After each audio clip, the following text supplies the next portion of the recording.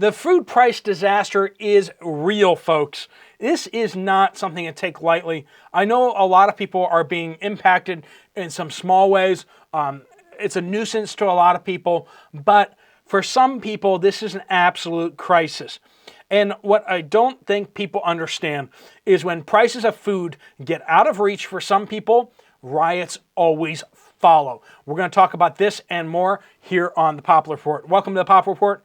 I'm Steve Poplar. I'm an accountant by trade, and we're going to be talking about what's going on out there with the food prices because we're seeing more and more looting, we're seeing shoplifting, and we're going to see more and more people acting out as the days go forward. When people feel like they cannot get enough food, we start seeing country governments start to topple. When you look at all the issues of why they overthrow their governments, you always see underlying everything food prices. That's what really destabilizes things. And that's why countries around the world are freaking out right now. They're trying to hoard as much rice, flour as they can to make sure that they have enough rice and flour and staples for their people. Because if they don't have that, then they could find themselves on the chopping block. So we see that with countries like India out there. We see countries like Indonesia really paying attention to how much food they have stockpiled in the country to make sure that prices are reasonable and accessible for people, because otherwise people go out in the streets. There's a lot of subsidies for food out there in other countries. We see that a lot of places, and there's reason for that too. It stabilizes the country. But we have food prices that are going out of control. We have cocoa prices at 46-year highs. In 1978, we had cocoa prices where it is. So everything chocolate-based, you're going to be seeing issues with that. We have major shortages because the Ivory Coast, where a lot of the cocoa beans come from, is having a major, major drought. This is what happens when we concentrate so much production in just a few countries over on the west coast of Africa. And now with a drought hitting that whole area, we're seeing a drastic drop in cocoa production. Also, we've been talking about the beef prices.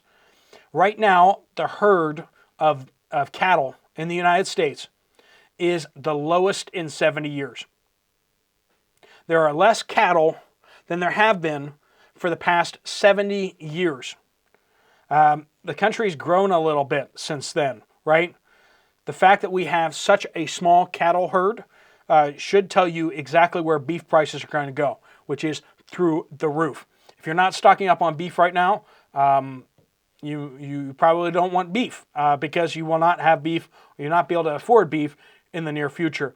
I do recommend either canning it yourself, or if you have the freezer space, go for it. But freezers are hard to keep going, and if there's power outages, all that, it's a lot better if it's canned. You can can it yourself, or you can buy quality stuff like Keystone Beef, Keystone Meats. I like that option because it's a lot easier. Also, I don't mess up batches of meat, so getting lots and lots of beef stockpiled up, or like beef stew, or getting canned meats that you like. Making sure that you have enough of those stocked up for the high prices to come. Eventually, the cattle herd may get back up to where it needs to be, but it's going to be years before they can repopulate that herd. Farmers do not want cattle right now because feed is so expensive. So we're seeing that out there. Coffee prices are also getting out of control too, particularly Robusta beans in Vietnam. They're having issues over there with their production in Vietnam. Vietnam's a major producer of coffee beans. Not the Arabica beans, but the Robusta beans, the cheaper stuff. So cheaper coffees are going up in price right now, and we're starting to see that impacting the global market of coffee. But you just go into the store any day and you start looking at prices, and you start comparing that to what you have just days ago. Adventures with Dano is a great channel over there. Talked with him before. He does a fantastic job walking you through how much things used to cost and how much they cost now. So you can see how big of a price increase we've seen in just the past few years. This is getting to be really, really a big problem, especially for people on fixed incomes. Let me know if this is a problem for you. Are you really struggling with making your budget work because of food prices getting out of control? Let us know down in the comments down below what that looks like. Because in the United States, that's a problem, but we're also seeing this all around the world. This isn't just a United States phenomenon. We're having problems out there in lots of countries. Beef prices are going up also internationally because China is snapping up a lot of the Brazilian and Argentinian beef. They're taking a larger share of the beef from them, and the United States is still sending beef over to China for packaging, and a lot of it's not coming back because they're purchasing it right there, and that's causing problems with availability and such.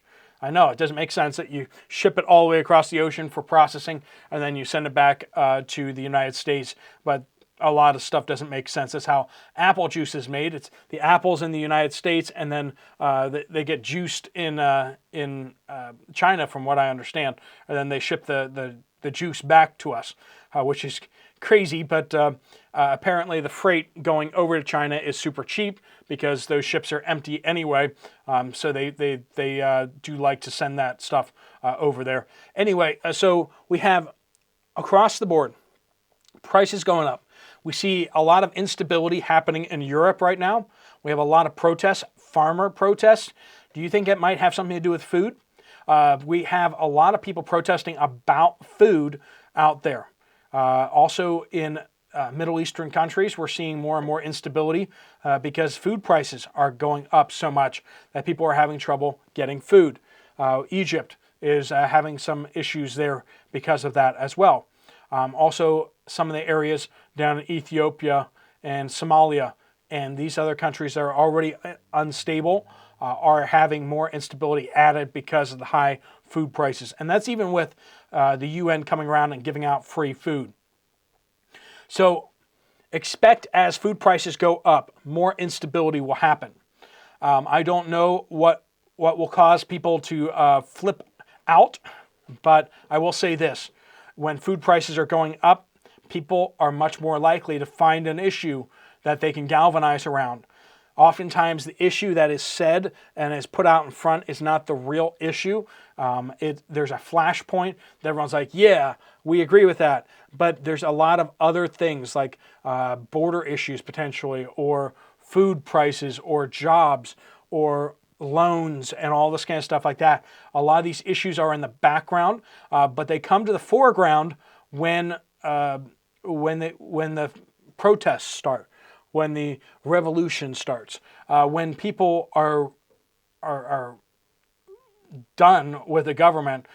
It's suddenly not just one thing. It's suddenly more things. It's more things.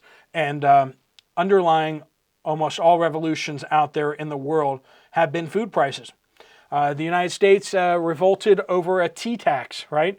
Their tea went up in price, and so the British colonials decided not to be British anymore.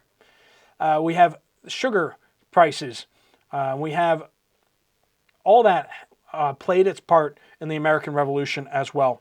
So when you go and start looking back through revolutions, you'll see that the price of bread oftentimes was one of the driving factors, or the price of rice or whatever was one of the driving factors for issues out there. So as food prices are going up, people should be concerned that our country and other countries are becoming more and more unstable. Let us know down in the comments down below your thoughts on that. Do you think that's playing a part in why people are feeling more bold about acting out?